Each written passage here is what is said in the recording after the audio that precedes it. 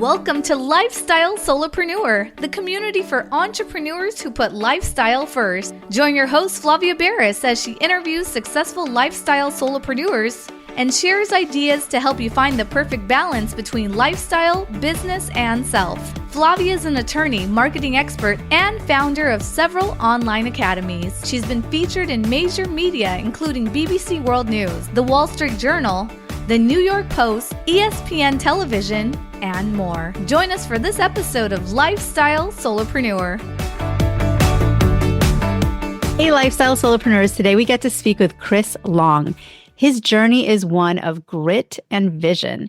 Starting as a contractor in need of storage for the big stuff in his business, he founded Longyards Storage, transforming a personal challenge into an international powerhouse for secure, large-scale storage solutions. Alongside his success in industrial storage, Chris built a strong foundation in real estate, starting with multifamily investments and now focusing on heavy industrial acquisitions. Welcome to the show, Chris. Excited to be here. Thank you. It's great to have you because I actually get questions. I work in the real estate field and people are sometimes saying, okay, tell me more about storage facilities and owning storage units and also mobile home parks. Those seem to be the two that people are, and laundromats. That one I get questions on too. They get very curious about these business models and, it's kind of a mix of pure real estate, but also business and operations. I want to know how you went from where you started to where you are today and how you were able to accomplish that and be on that journey. Yeah, I'm excited to get into it. I would say trial and error and perseverance. It's like, what doesn't work, keep trying. And then you only find out what works after the lessons of failures to find out what does work. So that's what led me to storage. I was flipping houses as a carpenter, running a construction company, and loved real estate, love income from tenants. And then had pain from tenants not paying. I was like, okay, I like the game, but I got to play it differently. And that's why a lot of seasoned real estate people kind of navigate naturally to self-storage mobile home parks because they're more diversified, more tenant base, and they have that passive income, which everybody loves. And there's more controlled process. So, a little bit about my journey and happy to get into it. Well, tell us, you started flipping homes. So you were working as a carpenter, you were in the trades, you were on construction sites and remodeling homes and doing that. Like, what was the first catalyst that catapulted you to that next step where you could transition into a different career and a different vision for yourself? It's a really good question. It's funny because, I don't know where the initial spark happened because I was around 14 years old when I knew I was like, okay, I need to do something different and get into some sort of asset class that creates wealth and residual income. So where the original, infancy of that thought came from, I don't know. Perhaps I was selling chocolate bars at 14, knocking on doors. I'm like, okay, this is great. But the thought quickly was like, you need to figure out how to get to the next level. And it was funny. I had two journeys. It was always like sales, knocking on doors, whether it was selling asphalt in high school, chocolate bars at 14 or whatnot. And then it led to being in the trades as well, because I just love building. I'm very visionary. I also love being more of a craftsman, got into carpentry. It took 4 years to become a licensed carpenter. And then I ran my construction company for 10 years. So, and then during that transition, I got into houses, turned the houses into duplexes, did it again, started building my real estate portfolio.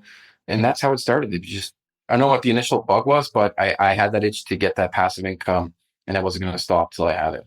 So compare yourself today, like yourself today, your life today, your schedule today, what you do day to day, week to week, and compare that to the person you were when you were at sort of the peak of your old career working in construction, and give us some of the contrasts. What are some of the biggest differences that you have in your life today compared to those years?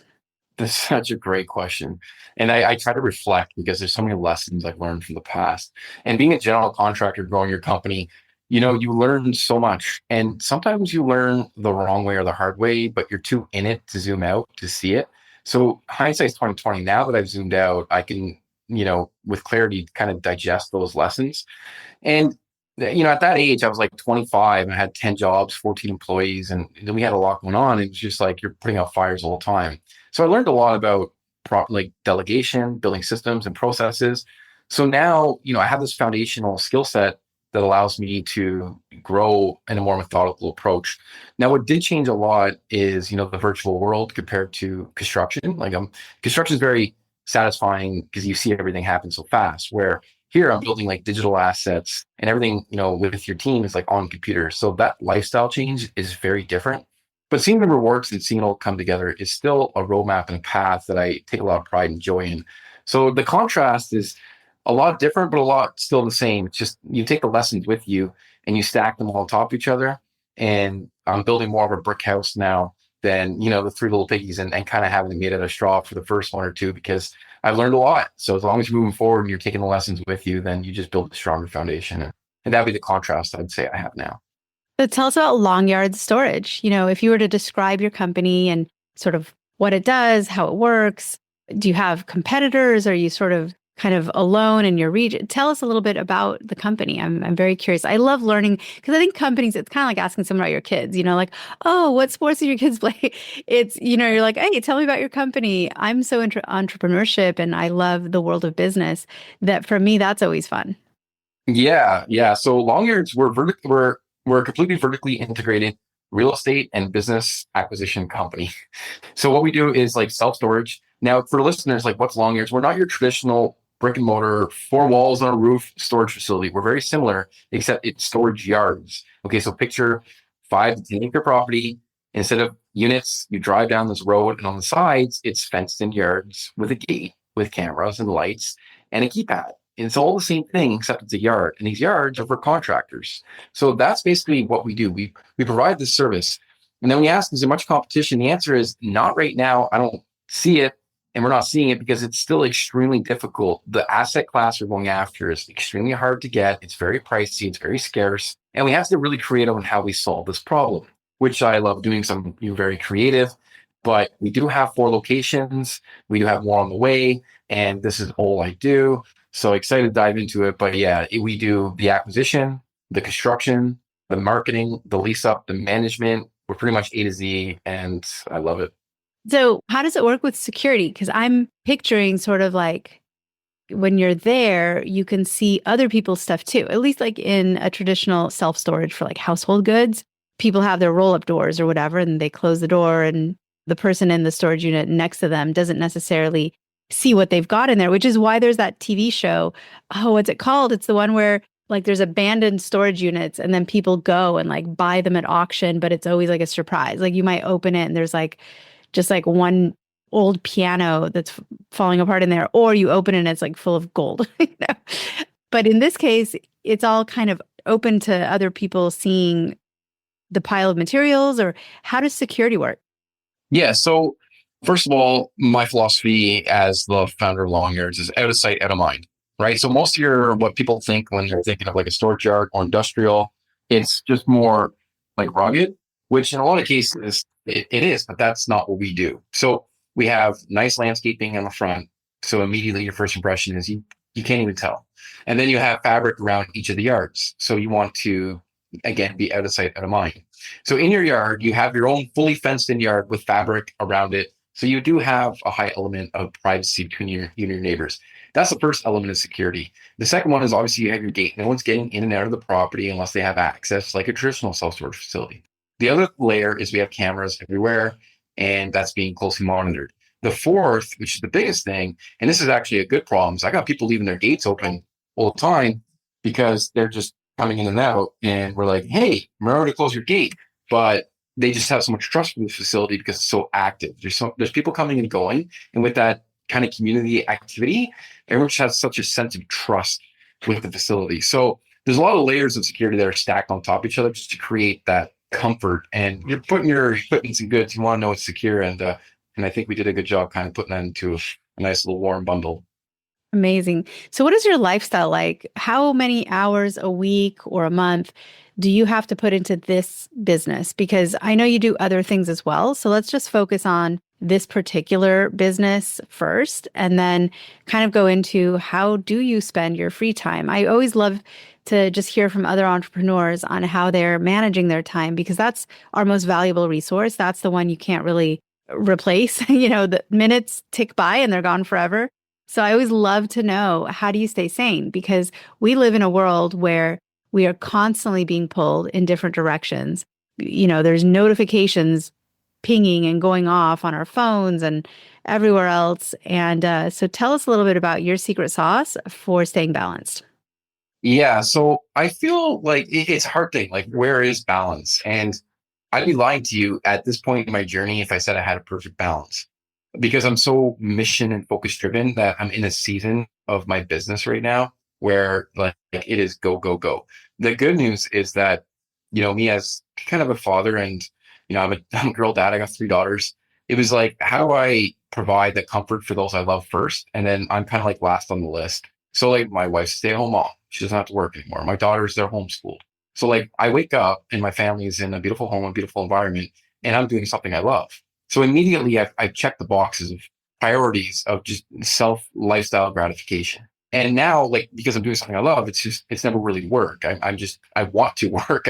Even we have a Disney trip coming up in 2 weeks or three, and we're going to Europe and cruising. And I'm super excited for the cruise, but I'm also like fired up to work. So I'm probably the wrong person to ask, but the secret sauce is just like, why are you doing this? Grounding yourself on the mission, because with a strong purpose, then you're going to stay persistent to move forward.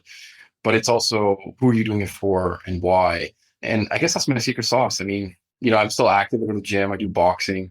I still have like a healthy lifestyle, and I think I eat good, and life is good. But it's really, providing the support for the people you love that kind of keeps me ticking. That's my why.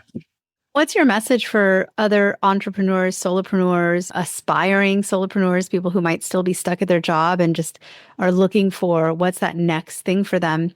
You're on this show, right? We have this community of people. What would your message be for the community of entrepreneurs at heart? Whether they're already entrepreneurs or not, if that's what they're passionate about, what can they learn from you that you can pass on to them? My lesson would be, find something that you want to do, or whatever you feel like you're being compelled. Like if you have a tick and you're like, whatever it is, it's really bothering you. Find someone who's an expert in that tick and listen to them and study them and try to get around them and learn from them. And then see how you can catapult where you are now using what you've learned from them to get to where you want to go. Ideally doing something you love, or that's your mission driven purpose. And that's what I did. When I was younger, I didn't know how to be the best builder. I surrounded myself by great builders. Even as a CEO and a founder, I didn't know how to be the best CEO and founder. What did I do? I got coaching and I learned from other CEO and founders. So there's always a proven roadmap. You just got to be resourceful enough to find who has that checklist, that path in front of you. Sometimes you're like, where do I start? It's like, just start with step one, find what's your drive, and then go after the person, or start learning how to get there. And you can even talk to AI to start. It's crazy, right? Like, give you a checklist. It's so advanced. But yeah, that'd be my message to those that are feeling like they want to have a higher purpose, because it comes with a battle though. I mean, it's nice on this side but I've gotten a lot of scars, and sometimes everyone wants to view, but no one wants to climb the mountain. So just know that there's a climb and get ready for that pain. And if you're willing to endure it because you want that view, then I would say start to climb. What's next for you when you look on the horizon and you're headed to more of a climb, right? Or unless you're telling me right now, like you're at the top of your mountain and you're sort of going to just hold steady. But if you're headed to new heights and new projects, new things, or maybe just growth, where is that? What direction are you taking your life, your company, and your journey? Right. So we have a big mission. Like, we want to be international, and we already are. We're in Canada, we're in the US, and we have a vision to really solve this problem. And it's funny, the higher you climb, the higher the mountain gets, and the more skills and barriers that break through with that climb. So where it ends, I don't know. I don't know if there's like an actual amount that I'm like satisfied. It's a weird thing, but yeah, I'm just going to keep climbing. And what I love the most is just personal growth. It's like, it's not the climb, it's like the climber I'm becoming. So that's what I really enjoy the most. And, if you talk to somebody who loves walking, or someone that wants to get, that has a destination in mind, it's the person that loves walking that's going to go the farthest. And I just love learning and being curious about opportunities and innovation. I love innovation. So as long as I can continue innovation and doing something I love, I don't see an end in mind. I'm just going to keep down this path. And if I'm changing people's lives that I love around me while I'm doing something I love, like, why would I ever want to stop from that? It's a great place to be. And what are some of your favorite tools? I mean, it sounds like this kind of business could have been run decades ago, before we had internet and computers and all the things we have now. But I'm sure that in your world, I mean, you mentioned AI. I'm sure you're leaning into a lot of what's available these days with technology. So, what are some of your favorite, software and hacks and ways that you implement help into your business to optimize what you're doing? Oh man, that's such a good question. Like I have a founder answer, a CEO answer, and a Chris Long carpenter answer. At the beginning, Love it. your tools are like, I literally had to work a weekend to buy one tool, whether it was building decks. Okay, now I have a hammer drill. I can drill this ledger board into the side of the concrete. Now I could get a framing nailer. Now I can get a quick drive. And every tool, I had the skill set now allowed me to move faster.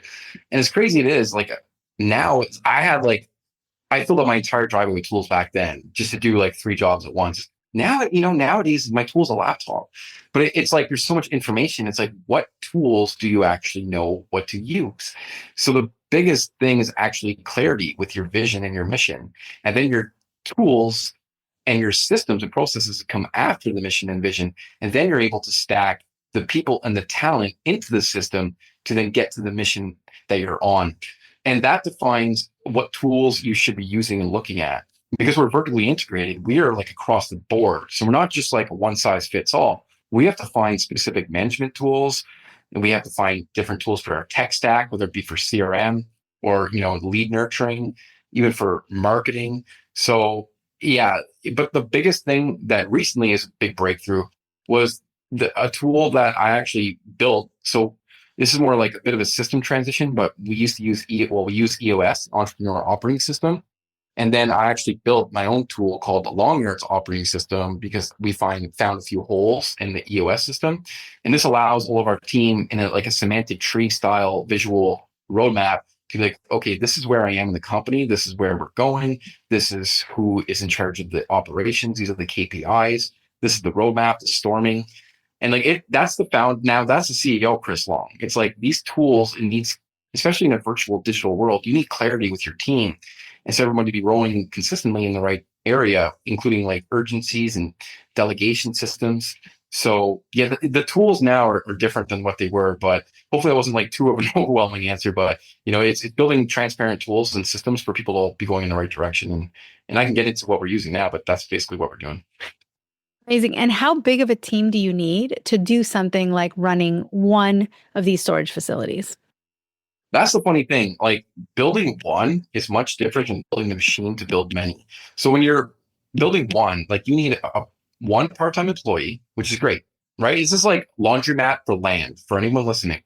So you need one part-time employee, and then you need someone who can answer the phone and manage that part-time employee. So you're looking at like two part-time employees, and if it's you, it could be yourself for anywhere from 5 to 15 hours a week.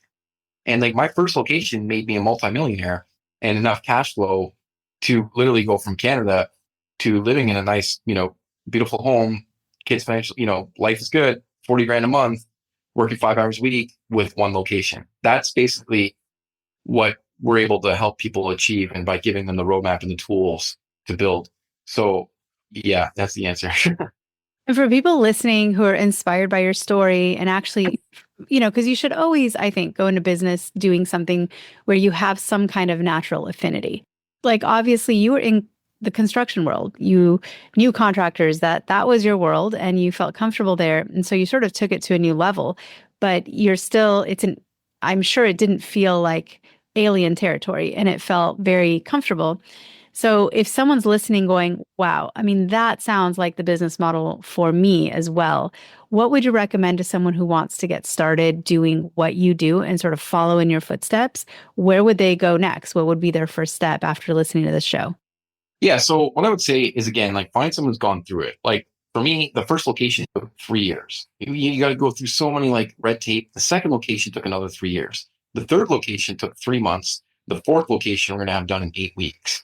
So it's all the learning curve. So find that mentor, that expert that's been through it, that's gone through the the goblins and everything else, and has fought the wars. And now he's got the scars. And just don't reinvent the wheel. Go where the wheel's already built. And that's what we're doing. We're partnering with people. So what we do is we find people that are in a great location. They're motivated to get their own location facility started, and you could be in this for as low as $50,000. because we're doing leases, and because we're partnered with the SBA, we're on the directory. If you got a 90-10 loan to value, so you could buy or lease a piece of dirt and do this entire build out and cash flow nicely for a small amount down.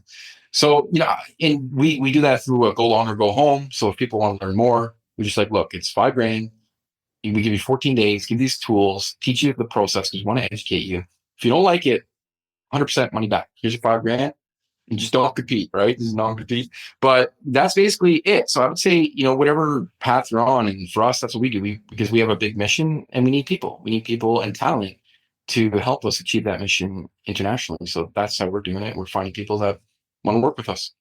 How do people tap into this? So what is the best way to connect with you and your company to be a part of that mission? And for us, it's simple. Just go to longyards.com, learn a little bit more. And then there's a lead form there you can fill out, and we'll have someone reach out to you. And that's how you find us. Longyards.com. Easy URL to remember. So even if someone's driving their car right now, they can probably remember that, longyards.com. And I just think it's been such a fun chat with you today. Thank you so much for taking time out of your schedule. Because again, I do consider time to be one of our most valuable resources. And for you to give up your time to be here and sort of open our eyes and show us something new that's possible out there, something that may not be very common. And so it's sort of unique. You're the first guest we've had that works in this particular specific niche. And I just love learning about new, some people say niches or niches that are very unique and different and kind of a combination of others, right? Because storage yards for just household goods, I mean, that's pretty common. And, people know about sort of owning warehouses. That's also kind of done. And that's for more industrial uses. So it's really interesting to me to see that you've kind of created this new industry, really. I mean, you're the first I've heard that's doing this very specific thing. So thank you for sharing it with us and teaching us how you got here and what your journey has been like. I find it motivating and inspiring. So thank you again for taking the time today. I appreciate it.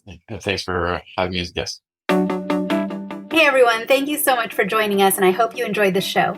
Don't forget to subscribe to this podcast, and if you leave a review on iTunes, I promise I will read every single review.